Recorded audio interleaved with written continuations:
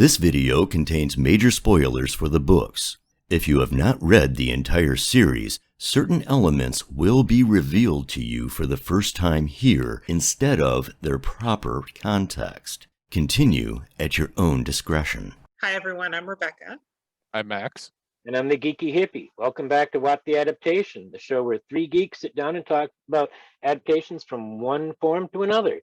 This week, we talk about the penultimate episode of Season 1 of The Wheel of Time.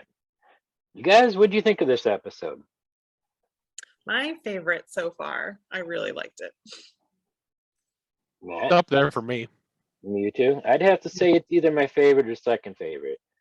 There was a lot to like in this episode, and even with the changes, I don't really have a thing to complain about. Well, I still like 4 the most because of the ending, but this is just below that.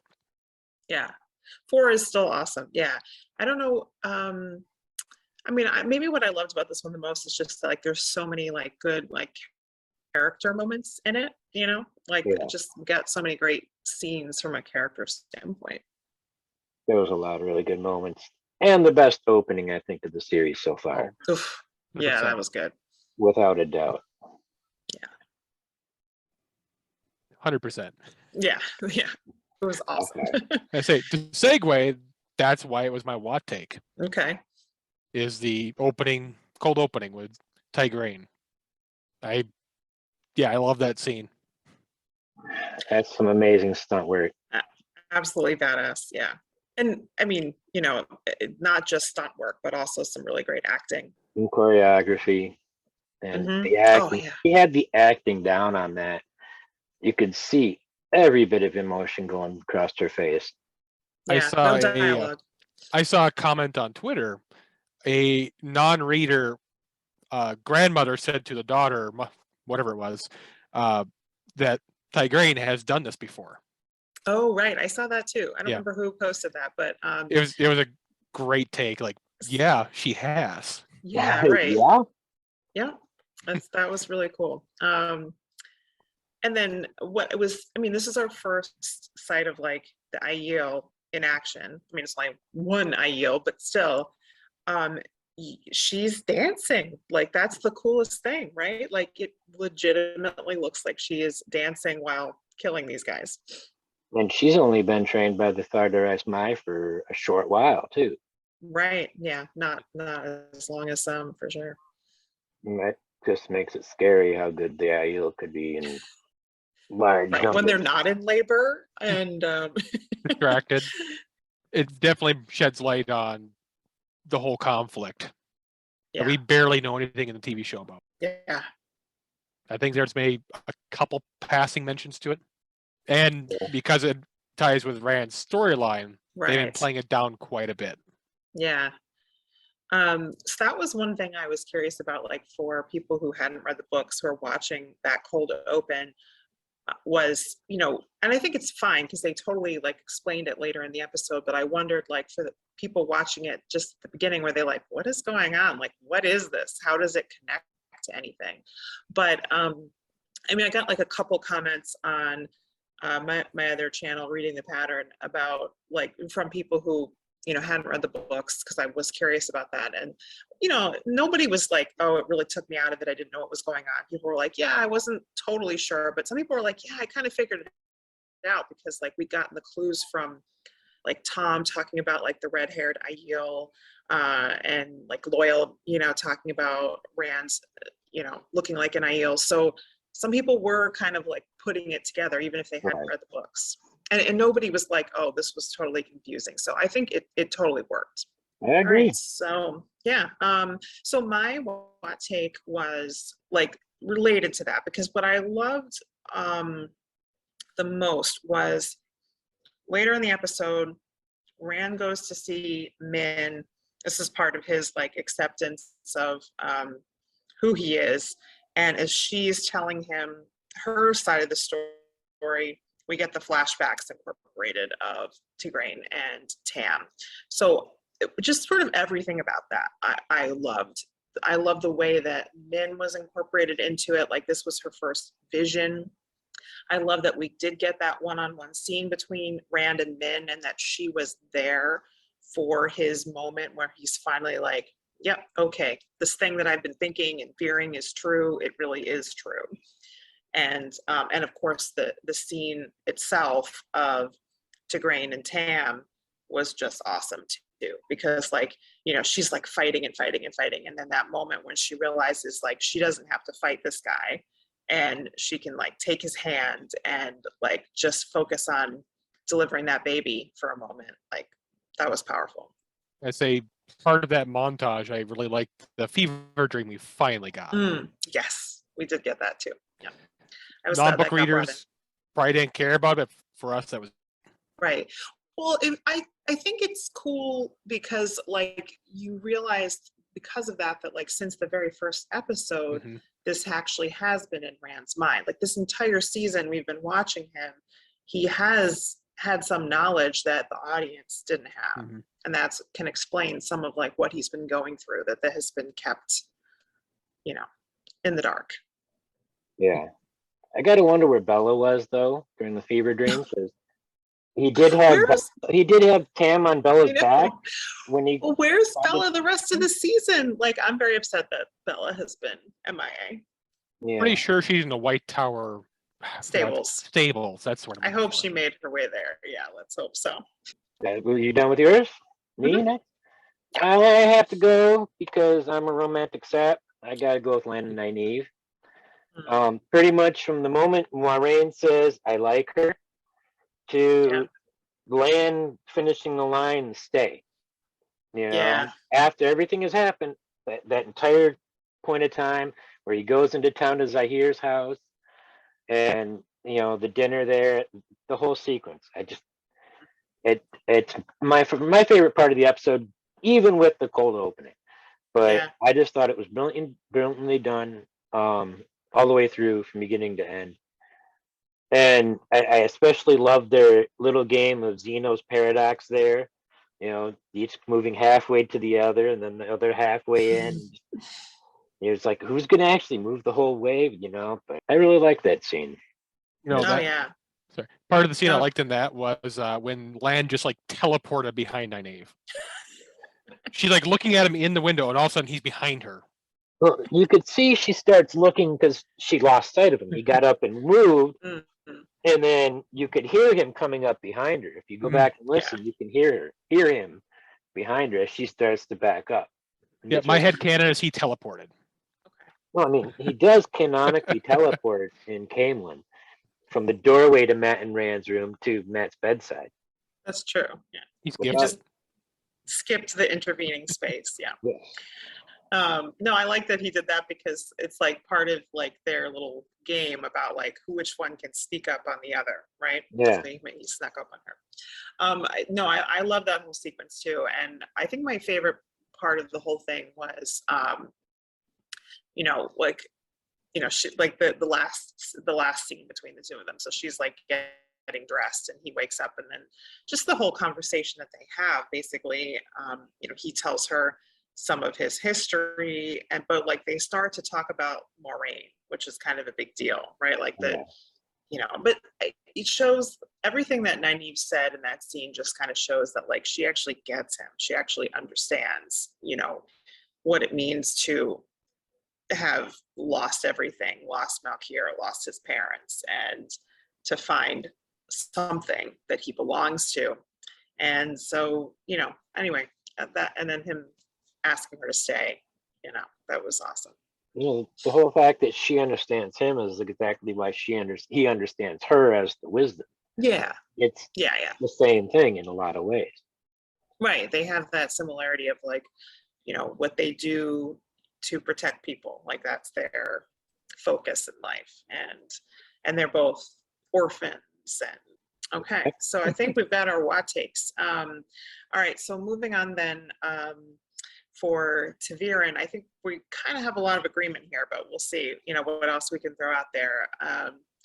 You know, Tigraine, as you know, her performance was sort of the glue throughout this, you know, and from both the cold open and then later on, just really and a truly amazing performance in every aspect. Like, and for someone who does a lot of stunt work, she obviously showed how gifted she is in that department, bringing all of this to life. But the acting that she did with no words was just, I mean, you understood everything on her face, and like what an exceptional moment, like in time, she's living through, and we can just feel it and understand it. I actually like her scene in the latter half of the episode more. Her performance, Yeah. that, you know, and when she's already down on the ground and Tam reaches his Same. hand out, and that look on her face when she looks at his hand, Absolutely.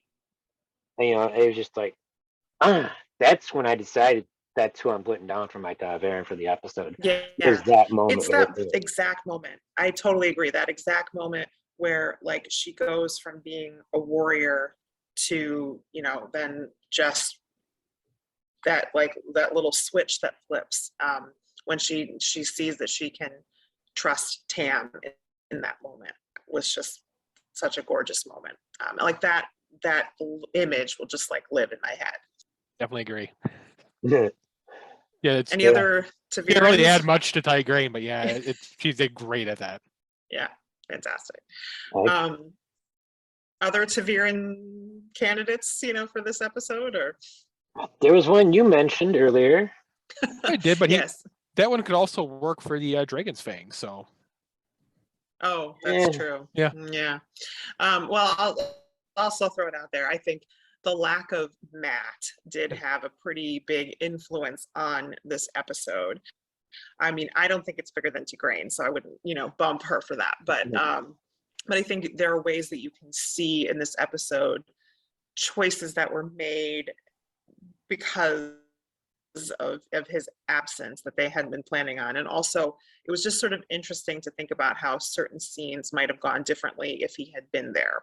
So for instance, I think the blow up that happened between the other four from the two rivers probably could have been headed off if Matt had been there, because he had that ability. We see that from him at other points in the season, where he can, with some humor, turn a conversation before it it veers off as it did. That scene might not And even have been there with Matt. it might, yeah. That I might have mean, been you know, replacement dialogue. yeah, I mean, to be fair, I think they are all also reacting to Machin Shin and their experiences, you know, in the ways. So it also came from that, but it would have been interesting to see how that scene would have been different if Matt had been there. An honorable mention I could have would be Rand. Exactly. I was His just going end to say that. reveal. Yeah. I was going to, because Okay. the episode really does center around Rand. Yeah.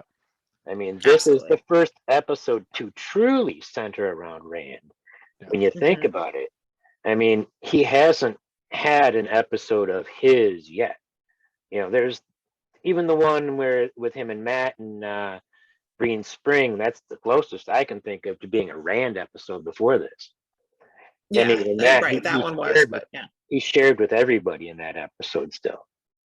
So Right. this is the closest to the Rand episode we've got, and it all comes down to that moment when he knocks on Moiraine's door. It's me. Mm-hmm. You know, as far as little screen time as some of them have had, Mm-hmm. I've always liked his acting as Rand. He's done a very good portrayal of that, you know, that small town kid who's a little on the arrogant side, smart but dumb. And we're finally getting him seeing all those emotions play into that big reveal. Yeah. I never noticed quite how big he is until this episode. And the weird part is he didn't have anybody standing next to him for scale. It was just watching him walking up to Moiraine's door. I'm like, dude's big. Yeah, I'm like, oh, that was the first time I really ever noticed he's a big kid. And I'm like, damn. I remember Matt Hatch had said about Act Marcus, but he's a big dude. Yes. And, you know, they're pretty much the same height. No, they are. They're basically the same. Yeah. So 3 inches off, I think. 2-3 inches off. I can't recall I don't even know if it's that much, but yeah, they're pretty close. Actually, there's a little bit of a meta comment there when Min starts, she's talking about Perrin, and she's like the big brooding one, and Maureen's like, they're both big, they both brood. Yeah. Yep. Which is true. But yeah, no, I agree. I think that Rand was definitely the other candidate that I had considered as Taviran for this episode, because it was, a huge episode for him, and he was, right there in some of my favorite moments of the episode. And there's so much that he's going through that we are finally getting to see, like bring it to the forefront. So And that's awesome. I went back and watched after the first time. You actually can catch a bit of the shot when he reaches his hand around Egwene to channel. If you watch, you can see some of his channeling coming up from the side. It's cut off. It's cut off from the side, but you can just make out a little bit of it coming in from the side of the screen. I went back to look to see if they, if they hid that in the edit, how they did it. The only channeling that they hid of his was the door. Yep. Right. Yeah, they totally had that. Yeah. You But know, we knew that's what was happening, of course. I still wish he didn't channel that door, and that's how stubborn he is. Just like knock his head against it, and it just. Yeah. I still think it's funny that there were people who called it super strength. Yeah. They didn't cotton on to the idea of channeling. They just went straight to super strength. I'm like, all right, that makes fun. It's it was a good choice because it's not the most obvious thing that you would think of as channeling, like opening a door, right? Like you knew something was going on there because like she had the line of dialogue about how he shouldn't be able to like get the door down, but it was obviously a good choice on their part. They hid that he was channeling very well. I think some of the other things about his history and things like that, like I don't know, maybe they didn't have to hide as much of that, but who knows? It's hard to predict what people are going to respond to. That's part of why I wish they hadn't been showing all the channeling. I do really wish we had seen just some hand waviness coming from Aes Sedai for some of the channel in the weaves that they did, unless you're showing it from the POV. The camera shot is coming from the POV as someone who would be able to see those weaves, because then it would have made sense. Nobody's seeing Rand channel that door open. But I mean, it is what it is, and you got to kind of I guess keep the audience, the people who haven't read the books, got to keep their eyes enticed. So does anyone want to share a dragon's fang for this week? I do. Go for it. The most egregious sin this show has committed yet. Whoever typed in the closed captions typed in Daishin twice, not just once, twice for Daishan. Can't forgive it. The show's ruined, Rafe. I did notice that. The show's ruined, Rafe. You got to do something about them. Jeff Bezos, Rafe, you need to fire someone. Oh boy, twice. That poor caption person. Nope. Horrible. From the international side, I've heard some of the translations have been pretty. Oh yeah, I've heard that too. Like I have some friends who like they watch it in English because they speak English, but they live in countries where it's available in their native language, and some of them are pretty bad. Hopefully, they'll get that better next season. All right, nothing too egregious apparently, but what do you got next? Mash and Shin. Yeah. The Black Wind's whole giving everyone bad thoughts. A lot of people, on Twitter related to those internal thoughts. There's that whole Twitter thread about what would your thoughts from Mash and Shin be? Yeah. Not something I'd be tweeting. I can't imagine that many people would actually have been tweeting that. Yeah. No, that could get real dark. And, that's a fair one. I mean, I think the whole scene again where like the four, as I mentioned before, where the four of them are like, things blow up. Like I think you can directly attribute that to Mach and Shin. I mean, the overall stress of everything they're going through, of course, too. but Machi and Shin put all that in their minds. Yeah. And one of the things people discovered is that the voices appear to be the main Emmons Fielders. And Maureen, Oh, yeah, like it's the main characters, basically like a mix of their voices. That was cool. I did like how they did that. Good sound design. It's pretty much what I got for Dragon's Vein. Okay, yeah, fair enough. I'm kind of ambivalent on the design of the Black Wind. I Like mean, the look of it. yeah, it's not so much a wind as a swarm of bugs is what it looked like to me. You know, that's what I saw at least.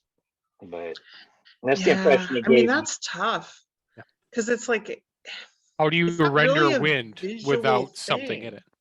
Yeah, I don't know. It's like, yeah, so like is the wind like swirling something? Like what is the thing the wind is carrying? But anyway, it is tough because it's not really visual. Like it's without falling back on what they're already doing with the corruption / taint on Sidene. Yeah, you don't want it to look like that. Without doing that, unless you make it more smoke-like, and then they're going to say you're just kind of, parroting the smoke monster on Lost. I was just thinking that. Yeah, and you don't want it to look too much like Mashadar either. It gets tough. Yeah. Okay. All right. Well, so let's move on to another turning. And I think there's a number of cool things we could talk about here. I mean, I wanted to just also bring in, for my part, we talked about Lan and Nynaeve and how much we liked that, but I wanted to just kind of sort of shout out that here, because I think if we look at the way the romances are developed in the books, I think a lot of book fans will agree that that wasn't Robert Jordan's strong suit. And certainly while Lan and Nynaeve are often like the favorite romance in the series, it's not like we got to really see them fall in love, right? Like a lot of readers probably weren't even like aware that they were a thing until the end of book 1, when Rand overhears them basically saying that they love each other. And some people were probably like, where did that come from? Or like, even when you are picking up on some things, it's just like little tiny fun, like details here and there, but we've just gotten so much more in the show. And so I've just, really been enjoying like every step of that, getting to see more of that journey for them.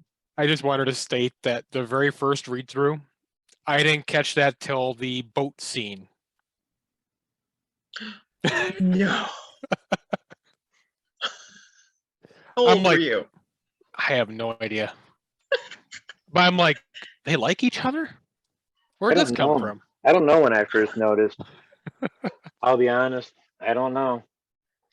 It's so long ago when I first read the books, though, and I've read Eye of the World so many times since that I couldn't tell you when I'd noticed for the first time. Okay, well, Max, I think you were maybe a little bit more oblivious than most at that point. I think I was wondering, like, why is she always annoyed with Lan? Like, you didn't notice that, like, she was like, that he gave her his ring or anything like that? Possibly, but I didn't think anything of it. Okay. I'll hate the man you end up with because he taught me. I'll love him because he makes you happy. That line just went. Barely.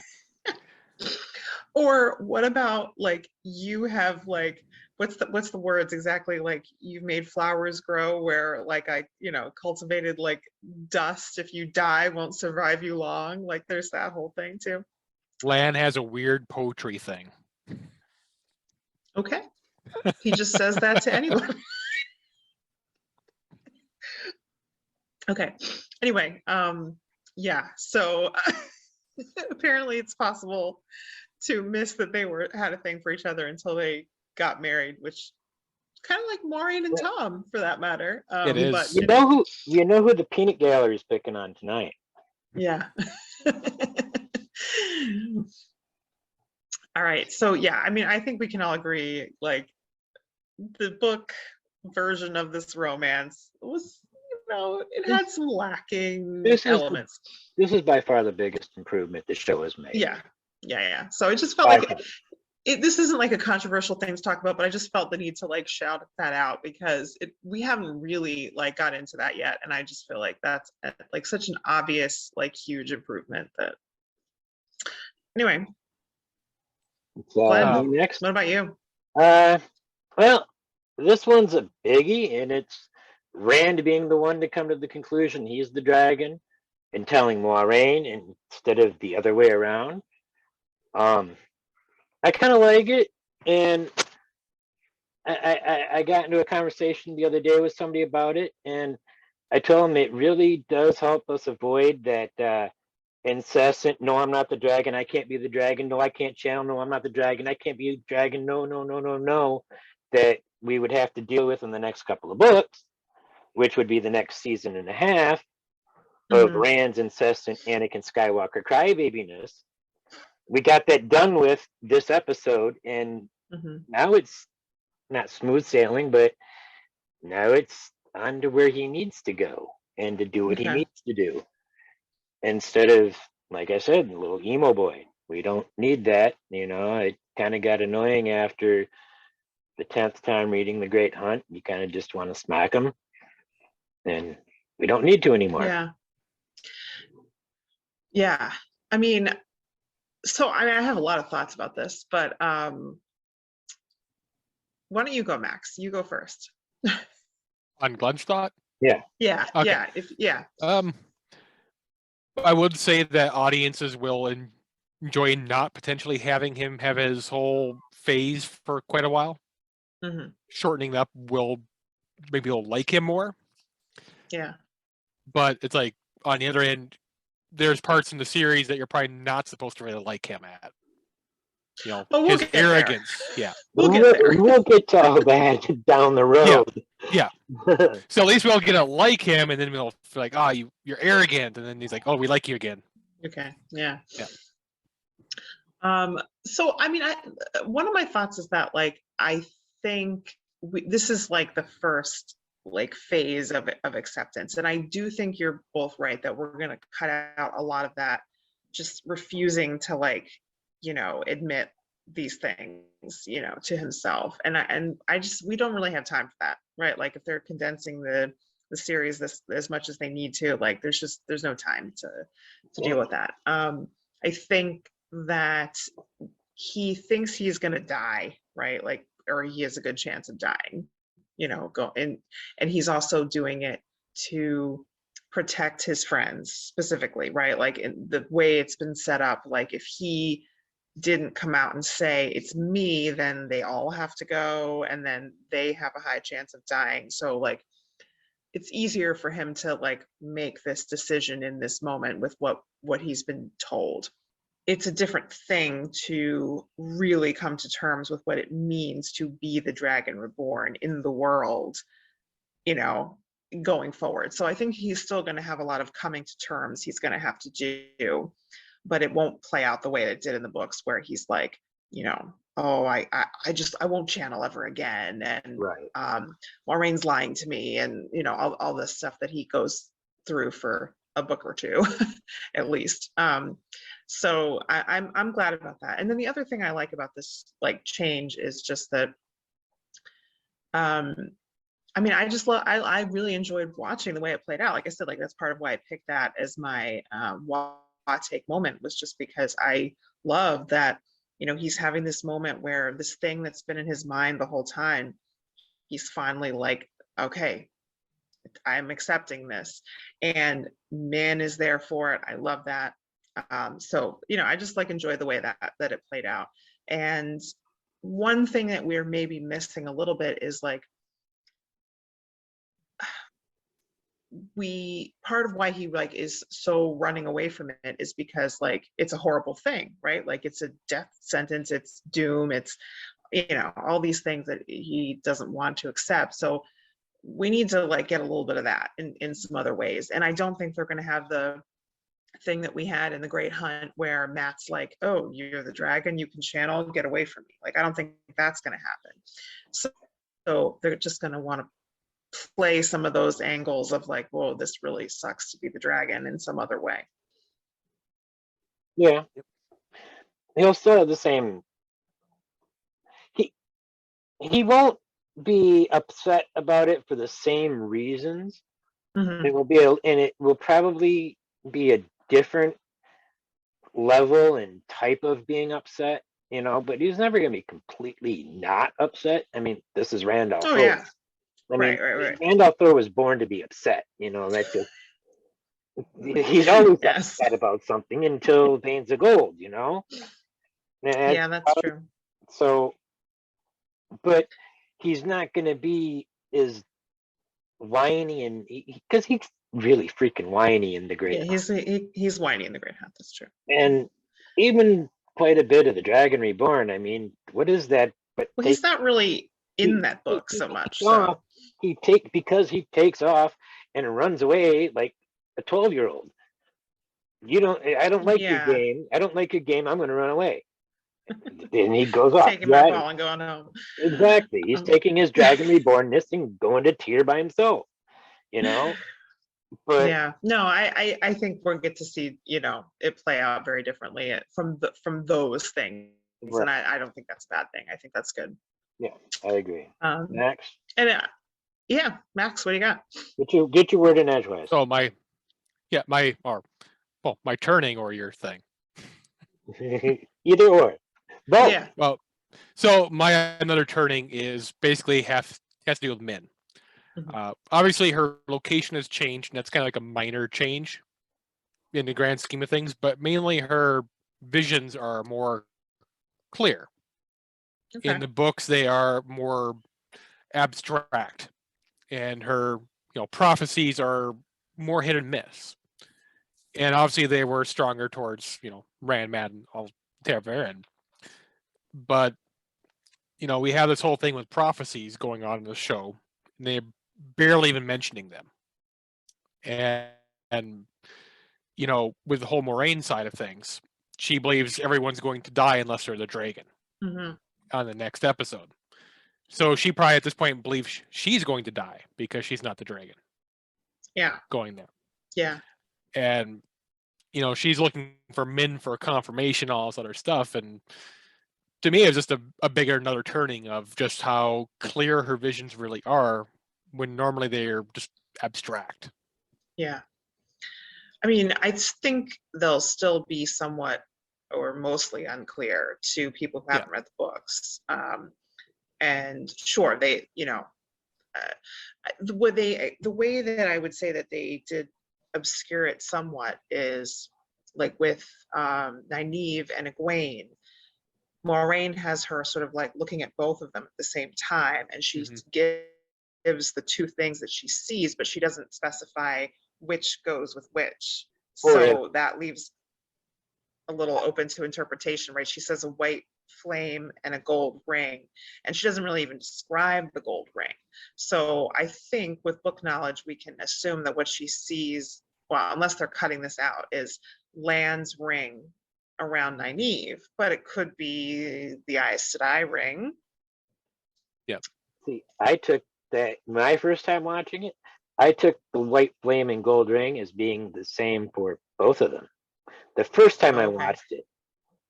Subsequent times watching it, I haven't been so sure.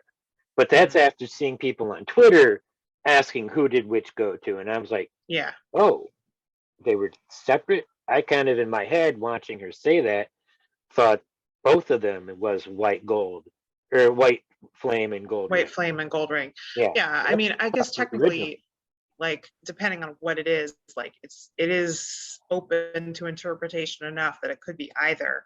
But I think with book knowledge, the likely thing is it's the Amerlin seat for Egwene and Lan's ring for Nynaeve, but and then I mean I would say Perrin's was clear. Like Perrin's, like we kind of already have an idea of what that is, except for Moraine still hasn't like explained what that means. Like Egwene told her what she saw. We don't even know how much Perrin knows at this point. Moraine never explained it, so like we know why she saw that kind of, but we still don't, like if you hadn't read the books, you still wouldn't really know.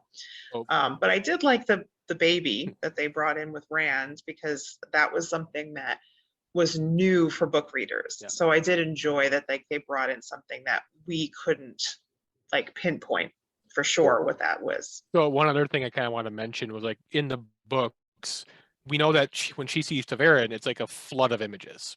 And Yeah. it's almost dizzying how many images there are. And other people, she might see some, she might not, but some are like blurry, fuzzy, might not see anything. Some are just really clear. It's like, oh, that person's going to die. Yeah. Is like the clear ones. And, Taverin have multiple possible destinies that all kind of like go one path. But when she like looked at Rand, she saw like one image. Oh no, I think she saw more, but she just didn't say. But for us, we saw one image. Right. And then after she saw the 3 women, the rainbow, and the baby. I think there's another one. Rainbows, Carnival. And 3 beautiful women was what she said to Rand. But yeah, no, I definitely think she's seeing more, potentially seeing more around all of them, but not sharing with Moiraine. Yep. Certainly when it comes to Rand, because she doesn't want to share anything that connects to her personally. Right. I think the carnival, if that's a real viewing and not just her talking, saying something, could be the, what is it, the Foregate or something in Kyrian. Oh. Okay. Rainbow, I thought, was there a rainbow when he became Zen Rand? I don't think there was, but there could be. I was assuming it had to do with the swirl of colors. Oh, okay. Or it could be Emerlian. Yeah, I saw some people saying they thought it was like all the colors of like the Ajas, like which isn't really a rainbow, but I don't know. I don't think that's it personally, but the swirl of colors is interesting. Or I was just thinking like, okay, in the book there isn't a rainbow when he has his epiphany, but like there could be, so maybe they're going to bring that in. And the carnival, I don't know, like it's hard for me to imagine if he's going to like actually like hang out with Val and Luca at any point, but I wonder if the rainbow could be Falme. Maybe. I don't know. It's in the sky. The thing is, like with a rainbow, they could bring that in at any point, right? They could tie that into like any big moment that he has, really, if they want to. So I feel like it's probably something like that. I'd love it if we're gonna be looking for rainbows the whole season now. Yes. I'd so be happy if they traveled to a Van and Lucas circus, just because that's the one aspect that so many people want cut that I really don't want cut. I'm a former circus performer. Don't you think I don't think a circus in the show? Yeah, and I don't think they need to cut it. I mean, like we end up, it seems like we keep like they keep popping up again and again and again in the books, and like I'm sure that won't happen, but like, yeah, I mean, it's kind of like Bail Domon. You almost kind of need to bring him in at some point, but even he doesn't need to come in as many times. Right. You just want the knife throwing scene? Yeah. But Brigitta is fun when it comes to that. So yes, I want that. A slightly related another turning is the blight. Those brambles were a lot bigger than I expected. It looks cool. And I'm looking at it like, from the books, we know you don't want to get cut by anything there. Yeah. That looks a lot, very challenging. If you can't let anything touch you, that would be hard to navigate. That's true. I had thought about that. It looked too regular for me. It just like it looked like here's one tree and let's duplicate it. And they just had a whole bunch of copies of the same tree on set and just stuck them all together, covered them with moss and whatever else, and it just I think we'll see more of what it looks like next week once they're actually like getting into it. Yeah, I'm hoping. For me, I'm kind of spoiled with Warcraft. They had a blight in there. So that's kind of like where I've always pictured it is like the blight in Warcraft, which is completely different. Okay. Are we ready to give our predictions? Read the pattern? Yeah. What do you think, Max? Ren is going to blow some shit up. I don't know where you get that idea. Pain Fane is going to be revealed. Okay. And it's going to be a very fun montage for those that didn't get the little whistles here and there. So do you think it will be like someone I mean, it kind of seems like it can't be the way it was in the book, where Moraine just like gives this litany of like, he did this and this and this and this and this. Like, how would we get that in there? I'm not sure. I think Pat and Fane will come in. I just wonder if we're really going to get like a full reveal yet, or if that's going to be put off. I think we'll see something. Yeah, something. We might see some of the questioning itself. Like maybe. Or we might. I don't know if any of you. I don't know if any of you skip like the intro part where it shows like on last time that happened. I usually watch that because there's a lot of little hints in those. Like you'll find out who's going to be making an appearance. And yes, I like to watch them for that. Every time they show Fane's like, oh, he's going to have some appearance in this. Because you knew it wasn't going to be Matt from that scene. Yeah, you know, Matt and Pat and Fane. Gee, I wonder who's going to be seen in this episode. I gotta say, Pat and Fane's got some really nice boots. Everybody else has been going on about all kinds of other boots on this show, but you're all about Pat and Fane's boots. Those boots and that coat, that Pat and Fane's just one of the sharpest dressers on the show, in my opinion, so far. Benefits of being a dark friend, apparently. Yeah. How does Dusty Wheel feel about your Pat and Fane boots? I don't know. I haven't boots, it so probably in favor of them. Yeah. It's just that shot of those boots, and just the camera lingers for so long on those boots going up. I'm just like, I'd wear those. Isn't it ironic that from all the, promo material, they didn't really show anyone's boots, but now Fane we're getting all boots? They know what, maybe they figured out, the Dusty Wheel, and you got to show the boots to get people interested. All right. So what do I think? I mean, I think we're going to get some Shan-Chan at the end. I think we'll get some, maybe just like a last little like button on the end of the episode, just of Shan-Chan ships. And like, you just like see a Damani like channeling on board. Or something blowing. Or maybe that, but like, you see a Damani like blowing something up. That's what I'm thinking, but. I just hope that if that happens, whoever designed the Nilfgaard armor has nothing to do with that. Okay. I was watching that Saturday. Oh my goodness. I'd like that show, but I did not like the armor. Like I said, hopefully they're far away from this project. Any other predictions, Rebecca? I don't know. I mean, I think, I mean, I don't know, and I'm not gonna like go into stuff I've heard from like, preview, things people have seen or whatever. So I'm gonna try to avoid saying stuff like that. So what do you think about Cold Opening? Do you think it's gonna be Dragonmount? I think it'll be Luz Theron Telamon, but not necessarily Dragonmount. I think it will be Dragonmount. Maybe if not Dragonmount, the other possibility, I do know that Latra Posay or whatever her name was. Yeah. She's in it. So we might see something dealing with maybe an argument over the Choden Call and that thing, or don't know exactly, but it is going to be Luz Theron Telamon. I was going to say Dragonmount. She might somehow be part of that scene somehow, but I think it's going to be more Dragonmount because I think they're going to play into the actor they've got for Ishamael that we're going to see at the end of the episode, through most of the episode. They're going to dig into using him. Yeah, that could be interesting. I've seen a shot with Tim and Rand, so I know something that goes on there with them, but I think there will be a battle between the two of them. And the only reason why Rand will survive is Rand goes out of his way to keep her alive. Okay. He will do something. He will channel in such a way to shield or protect her, or do something to protect Moiraine, or like get her out of the way somehow. Okay. That makes sense.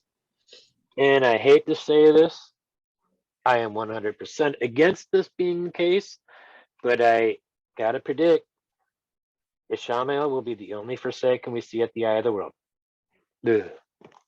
I agree. I don't like that. I didn't realize you were so against that, but okay. I want all 13 Forsaken. All 13. Yeah, I don't think we're getting all 13. I think we're getting 8. Balthamel and Agenor are important to the story. I don't think they'll sort of combine some There's into. one Forsaken that you could kind of almost do away with, but not really, and that's Bilal. Mhm. And even he, you Well, can't get rid of. well, Maureen gets rid of him. Well, you have to get rid of him after he does all the stuff that, lures the girls down to tier, lures Matt down to tier. Well, that's why Matt goes to tier, but yeah, he's still needed, She only burns him out of the pattern back so far. So, a lot of what he did Yeah. does happen. I think, yeah, I just think, I think they'll combine, so that like, there's just like, they're condensing some that don't do as much or don't hang around as long. We could always get 2 extras that do an immediate Wilhelm scream as soon as they come in contact with Moraine. Like, Right. bam, you're dead, and then go on. Just a little Easter egg. I don't even think we're going to see the Green Man. No, I don't think we will either. I think still the Green believe Man's that's Steve. written out. You think That'd be that's nice. Steve? I think that's Steve.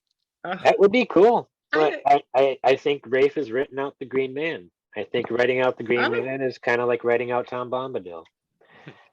It's just Yeah, the choice they made. yeah. No, I don't think he'll be in it either. And I Too don't much know, like a Nick. Steve. Are we even going to see Steve? I'm not. I think Steve is a myth at this point. If they do the Green Giant, that's a easy General Mills ad placement right in the show. One of the very few they could actually do. I mean, I look forward to that. that's about the only thing that's left for Steve, unless Steve was like a blink and you miss it side character that they just happened to release the name of the actor or just to mess The with. thing is, though, like, why nobody else, like, everybody else has a line. You know what I mean? Like, if someone was like named like Danya didn't. Danya. No, Danya had a line. She did. When? I don't remember that. I'll have to go back and watch episode 1. Like, Matt's she says something like, "You'll That's get him right, next time, Matt." That's right. Yeah. I remember that. Yeah. My bad. I was wrong. So I think anybody else that's been named has had a line. Sam Buey So I laughed. thought about what's that? That's all Sam Buey did was laugh. But They then they cut took his- away they took away his name though, and he became annoying old man because he doesn't have Really? a line. Oh. Yeah, in IMDb he's not Sen Bowie anymore. Oh, Ooh. wow. So I think that might be why. Like, if you look at it, like anybody else that has a name in the credits they have at least one line, and so I don't know. But then again, I mean, we never thought Steve was really his name, so I don't know. That whole thing doesn't make any sense. I think they're messing with us. They would never do that. But well done, because we had a lot of fun with that. So The only thing that's possible left other than, than it being a red herring is being the Green Man. I mean, could he be somebody in the Age of Legends? Like, if we get more of a Age of Legends scene, like let's say it's not Dragon Mount, and it's like, maybe he's one of the companions or something like that. I don't know. He could be a Jumara. Wow. No lines, Maybe he's like some random like servant or something that like Lou's there and just like dispatches while he's going on his rage. Whose name is Steve? Whose name is Steve? Yeah, obviously. Yeah. Kind of like that the parody song. I just killed my favorite servant Drew and said it's Steve this time. Yeah. You guys know what I'm talking about? I know, I can't think of it. The Yes, Ilyena yes. parody song that was on the Dusty Wheel. Yeah, I can't remember whose song it was though. I don't remember who did that.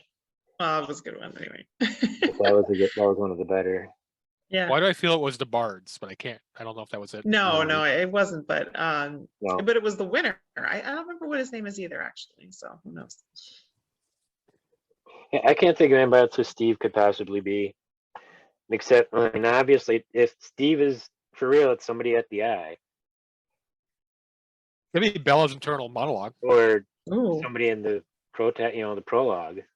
Maybe Cold Steve open. got the axe. He's in one of these scenes that like got cut out. That Like the 2-hour version of the pilot. Yeah. That could work. R.I.P. Steve. Definitely. We'll have to start that Thursday night, Friday if we don't see Steve. Right. We'll start a hashtag. R.I.P. Steve. Or no, we'll do hashtag release the Steve cut.